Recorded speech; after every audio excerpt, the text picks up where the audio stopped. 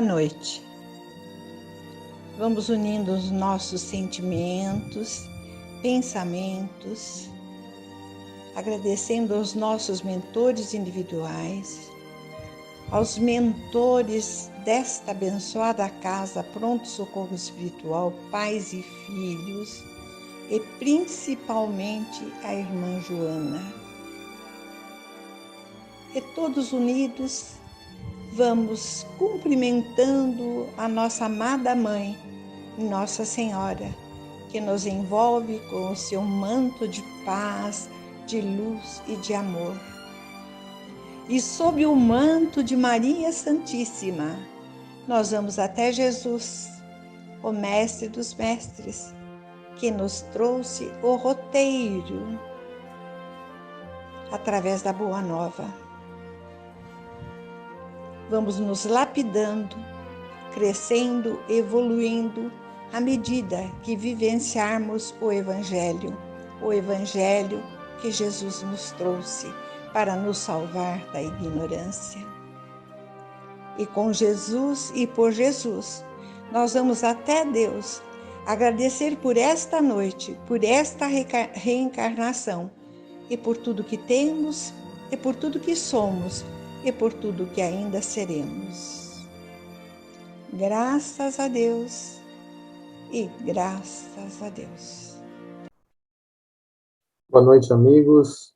Que a paz do Mestre Jesus possa nos envolver as pessoas, envolver as nações, e que essa tecnologia possa nos aproximar no encontro de hoje, enquanto a nossa casa não reabre, que a gente possa sentir essa aproximação e possa receber as palavras do Mestre. O nosso tema de hoje, ele está baseado nesse livro, Inteligência Emocional.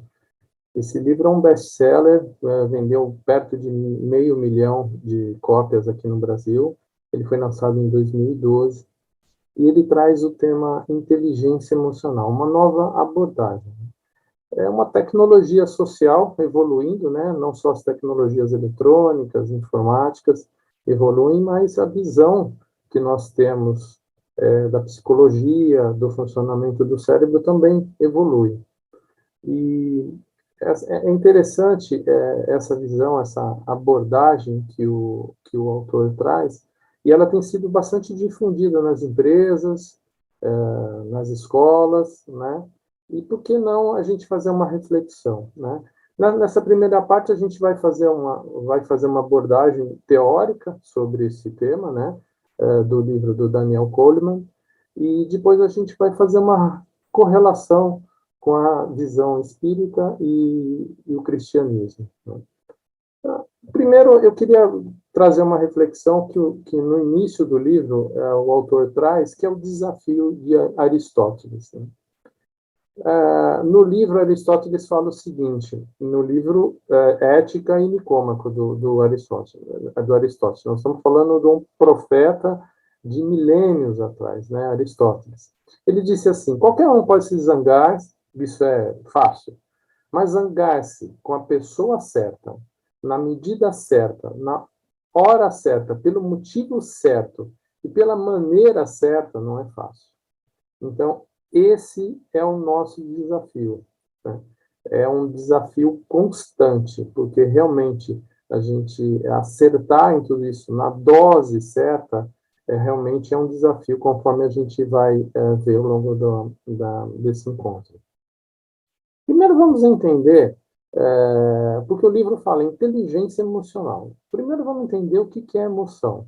Esse autor Robbins, ele fala que as emoções são estados internos caracterizados por cognições, sensações, reações fisiológicas e comportamento expressivo específico.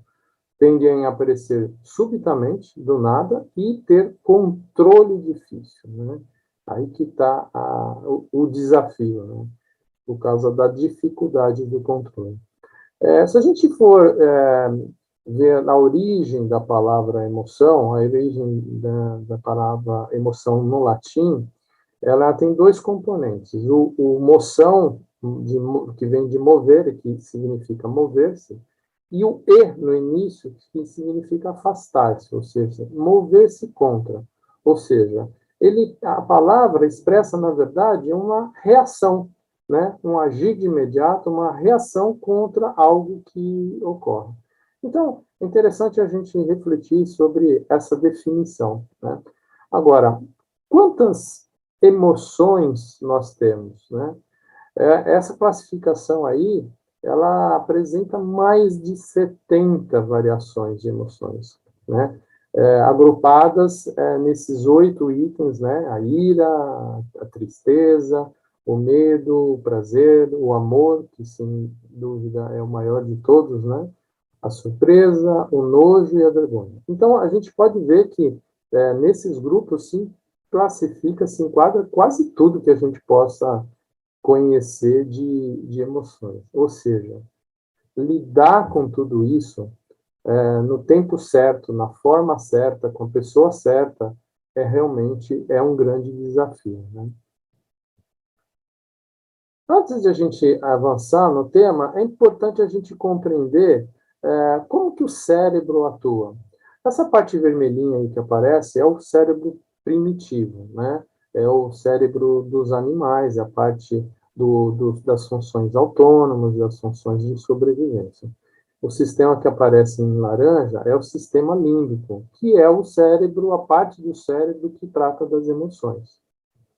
A parte azul, que é a maior, que foi desenvolvida a partir da raça adâmica, né, do homem de Neandertal, é a parte que trata da consciência humana, né, da consciência e da inteligência humana. Então, o cérebro tem essas divisões, cada um com uma função específica.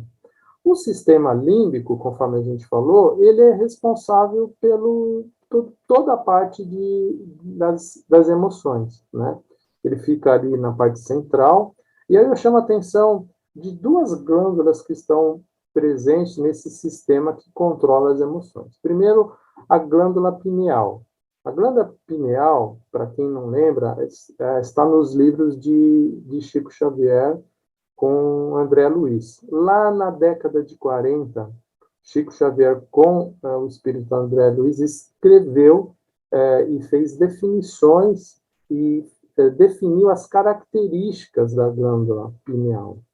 Ele cita, inclusive, com relação à importância dela, né, com relação à espiritualidade e à mediunidade. Né?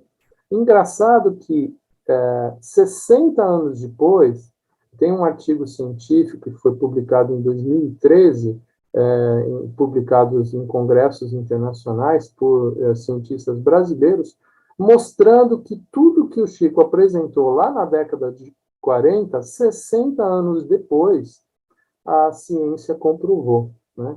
Interessante. Por que comprovou? Porque só a partir do desenvolvimento das tecnologias de imagens, dos sistemas que permitem acompanhar o funcionamento do cérebro, foi possível comprovar isso. E tem uma outra glândula lá dentro, que é a amígdala, né? Não tem nada a ver com a amígdala da garganta, né? A amígdala vem de amêndoa, porque ela tem um tamanhozinho de uma amêndoa. Essa glândula da amígdala, ela tem um papel fundamental de atuação no sistema das emoções, no controle das emoções, na atuação das emoções. Como é que funciona esse... Eu sou da área de tecnologia, eu costumo fazer muito paralelo assim com sistemas. Então, para a gente entender um pouquinho como é que funciona esse sistema, imaginando que o cérebro é um grande sistema, um processador computacional, ele pode receber ele pode ser sensibilizado por um alerta, uma situação de perigo, uma situação que precisa de uma tomada de decisão rápida, né? E quando o cérebro recebe esse alerta, ele distribui para dois sistemas, dois departamentos, vamos dizer assim, do cérebro. Primeiro, ele vai para o cérebro racional, né? Então, através do córtex, existe uma formação daquela imagem, daquela situação, e vai para o cérebro racional, né? Que é o cérebro da inteligência, né? Da visão racional. Só que também, né? Diante da urgência, da ocorrência, da importância do tema, outra área do cérebro é envolvida também, que é o cérebro emocional, o cérebro da emoção. E é interessante, as pesquisas mostraram que a informação que vai para o cérebro racional, ela, nesse caso, ela chega mais rápido no cérebro emocional. E aí dispara várias ações de reação com relação a essa situação. Então, é como se, diante de uma ocorrência, o cérebro dispara um comando para o cérebro emocional e ele monta uma tropa de choque para atuar numa situação de reação, de fuga, de reação, de defesa, né? Então, é interessante como que isso se processa. A informação vai lá para o cérebro racional, mas isso aí vai ser trabalhado de forma racional, mais lenta, buscando históricos, fazendo uma investigação da situação, né? Já o cérebro emocional, não. Ele está preparado para uma ação rápida, né? Aqui, nesse próximo slide, o Daniel Goleman, no livro, ele explica essa ocorrência, ele chama de sequestro emocional, ou sequestro neural. Ele fala o seguinte, uma imagem representada nesse caso aí pelo dragão, ele representa uma situação de perigo, um alerta, uma ocorrência. Essa imagem dessa situação, ela vai para o tálamo, que é uma das células, das glândulas também, mas vai para o córtex visual também para ser processada visualmente, só que antes disso ele também lhe dá um comando para a amígdala. E aí o que acontece? A parte de reação, de preparação do cérebro para atuar naquela emergência. Ele prepara uma reação de lutar ou fugir. Então, aumenta os batimentos cardíacos, a pressão do sangue aumenta, os músculos se preparam para uma ação ou de fuga ou até de uma agressão, de uma defesa, né? Então, esse sistema, a modo de operação, funciona dessa maneira, ou seja, existe um desvio, ele foi para a área racional do cérebro, né, lá no córtex visual, só que ele também deu comando lá na amígdala. Então, é como se outro departamento do cérebro entrasse em atuação, né? Quando eu comecei a estudar a inteligência emocional, no primeiro momento, eu entendi bem o porquê da composição, inteligência emocional. Conforme eu fui avançando na leitura do livro, eu fui compreendendo que, na verdade, a proposta do autor é fazer um convite para as pessoas que reflitam sobre isso e ela traga um tratamento inteligente para as emoções. Então, nós não estamos falando aqui de simplesmente ignorar as emoções, de neutralizar as emoções. Nós estamos falando de reconhecê-las, entender a forma que o cérebro atua com relação a isso e dar um tratamento inteligente. Então, por isso da inteligência emocional, é trazer a parte racional, sensata, refletida, trabalhar nessas emoções. Um exemplo que a gente pode citar, no momento de raiva, que você sofre uma ameaça simbólica, né, à sua autoestima, isso está muito vinculado ao orgulho, né, uma ameaça à sua autoestima, à sua dignidade, você tem um tratamento, espera um tratamento que não vem, né, espera um tratamento bom e você é tratado de forma grosseira, ou uma humilhação, um insulto, e você reage emocionalmente com a raiva. E aí, como que você naturalmente vai agir? Se você tiver uma reação rápida, né, você pode ter uma reação rápida, intempestiva, abrupta, grosseira, pode virar uma agressão, um xingamento. Essa é aquela reação rápida que passou pelo tálamo e foi lá para a amígdala, e já disparou uma reação daquela tropa de choque, né? Agora, se você contar até 10, lembra que a sua mãe falava isso, a sua avó falava, calma, conta até 10. Os especialistas hoje falam até em contar até 7. Mas se você contar até 10, vai te dar uma margem de segurança. Então, se você contar até 10, você vai avaliar, você vai contestar aquelas ideias que foram apresentadas, que te insultou, que você te deixou raivoso. Você vai argumentar, vai contestar, né? Você vai fazer um trabalho para esvaziar, argumentando, esvaziar aquela ofensa, né? Tornar ela sem efeito. Você vai esfriar psicologicamente, você vai tentar fazer com que aquela fase daquele surto de adrenalina que está acontecendo naquele momento, que ele passe.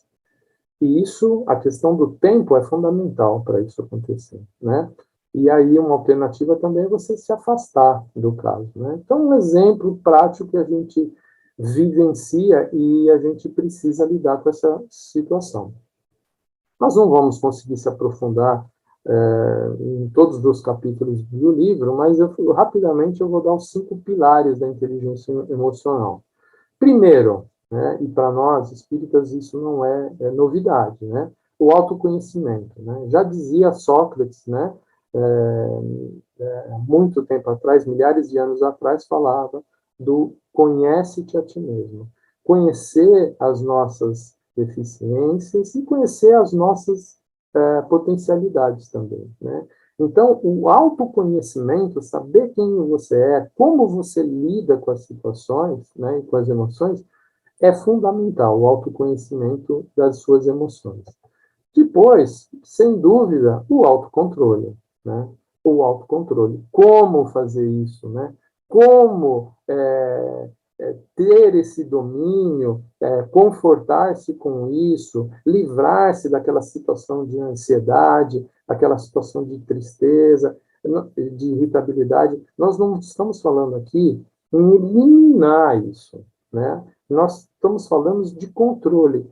Pensa num botãozinho de regulagem, de volume, de mais ou menos. Então, se está menos, isso pode não ser legal, porque você pode não lidar bem com essa situação, que ela é importante, por exemplo, o medo pode ser importante para te proteger, né? Se você não tem medo de nada, você pode correr riscos. Então, o medo, por exemplo, ele tem que estar calibrado, nem muito pouco, nem exagerado, né? Então, ele tem que ser equilibrado. Então, é trabalhar nessa calibragem, nesse autocontrole, para que ele não seja nem no mínimo, nem no máximo, né? Também agir sempre com precaução, com sabedoria, refletir, parar, temperança, contenção dos excessos e uma palavra-chave, que não existe autocontrole sem o equilíbrio. Então, é a busca do equilíbrio, aquele exemplo que eu dei lá do botão de volume, nem no mínimo, nem no máximo, mas no ponto de equilíbrio, que você consiga entender a situação sem supressão de emoções, mas que você tenha uma capacidade para o lado racional do cérebro lidar, né? E você evitar uma depressão paralisante, aquela ansiedade que aniquila e que consome a gente, uma raiva, uma agitação maníaca. Então, autocontrole é uma das pilares da inteligência motivacional. Também emocional.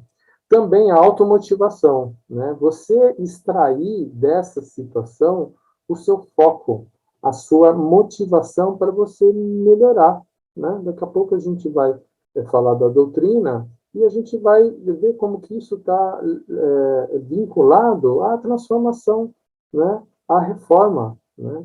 Então, você dá foco, não, eu preciso melhorar, eu não posso reagir dessa maneira rapidamente, abruptamente, eu tenho que me controlar, né? Então, você buscar naturalmente a automotivação para agir, para se conhecer, se autoconhecer e autocontrolar também. E, sem dúvida, a empatia. A empatia eu até marquei de vermelho. Eu vou falar assim, a empatia poderia ser considerada a ferramenta essencial, mas é uma virtude a capacidade de conhecer, reconhecer as emoções dos outros. A empatia é se colocar na situação do próximo. reconhecer as emoções. Isso é uma aptidão fundamental. Toda vez que você tem alguma dificuldade, algum estresse emocional, se coloque na posição do outro, né? Jesus sistematicamente colocou esse ensinamento e Jesus foi o mestre dos mestres com relação ao uso da empatia, em reconhecer a necessidade, as emoções, as fragilidades das pessoas e poder lidar com tudo isso. E, por último, a questão número 5 é a capacidade de relacionar-se interpessoalmente. Então, além de você reunir esses elementos anteriores, a capacidade de relacionamento, de lidar com as emoções dos outros é fundamental, né? Você reconhecer, a capacidade de ouvir e lidar com isso. Então, a capacidade de liderança, de eficiência da pessoa, ela está intimamente essa capacidade de se relacionar. Sem relacionamento, não existe evolução, ok? Esse é um dos itens assim que me chamou muita atenção no livro, que é sinteticamente os benefícios, né, de uma parte dos benefícios da inteligência emocional. Ele fala que as pessoas que com essas práticas emocionais bem desenvolvidas, ela tem probabilidades de serem mais satisfeitas e mais eficientes na sua vida como um todo. Por quê? Ela vai dominar esses hábitos mentais que fomentam essa produtividade. Então, você transforma aquele problema de um descontrole emocional num meio de produtividade, de ganhar com isso, né, de se relacionar melhor com as pessoas, de não viver aquelas situações de descontrole emocional. Por outro lado, as pessoas que não têm essa capacidade, e a gente consegue observar isso, às vezes, em nós mesmos ou em colegas, as batalhas internas que sabotam a capacidade. Às vezes, a pessoa é tão competente, lida bem com várias situações, só que diante de uma dificuldade emocional, de uma pressão, de uma crítica, explodem, perdem o foco, né? Perdem a capacidade de concentração, de lucidez no pensamento. Então, esse resumo do benefício da inteligência emocional eu achei bastante didático, né? Trazendo esse conhecimento, que para quem conhece a doutrina espírita e os ensinamentos do mestre, esses ensinamentos já foram apresentados por Jesus né, há milênios, né? Então, primeiro, Kardec. É importante a gente entender a definição do espírito, por quê? Porque a inteligência, na verdade, ela é um fruto do espírito, né? Na pergunta que foi feita na questão 76, como definir os espíritos? E a resposta que vem dos espíritos pode-se dizer que os espíritos são os seres inteligentes da criação. Então, a parte da inteligência que vai lidar com as emoções é a parte espiritual, é a parte do espírito. Em outra questão, ele fala assim, mas por que a razão, ou seja, a capacidade do cérebro racional, não é sempre um guia infalível, né? Por que não é infalível? Ela seria infalível se não fosse falseada pela má educação, e pelo orgulho e pelo egoísmo. Ou seja, existem desvios ao longo do caminho, né, que nos tira desse caminho, né?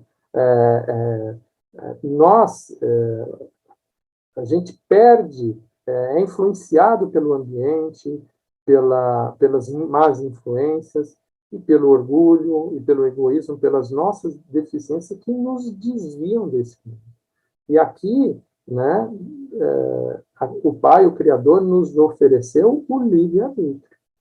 A tomada de decisão está sob os nossos cuidados. Então, nós temos o livre-arbítrio de decidir como vamos lidar com a situação, como que vamos enfrentar uma dificuldade, uma adversidade. A reforma íntima nos ensina exatamente o que os pilares da inteligência emocional citou, o autoconhecimento, né? Conhecereis a verdade e a verdade vos libertará. Ou seja, é um processo não é uma situação, é um processo contínuo de autoconhecimento. Autoconhecimento da nossa intimidade espiritual, das nossas fragilidades, das nossas potencialidades, né? Todo homem que se entrega ao pecado é seu escravo, ou seja, aqui Jesus está estimulando a superação das limitações, né?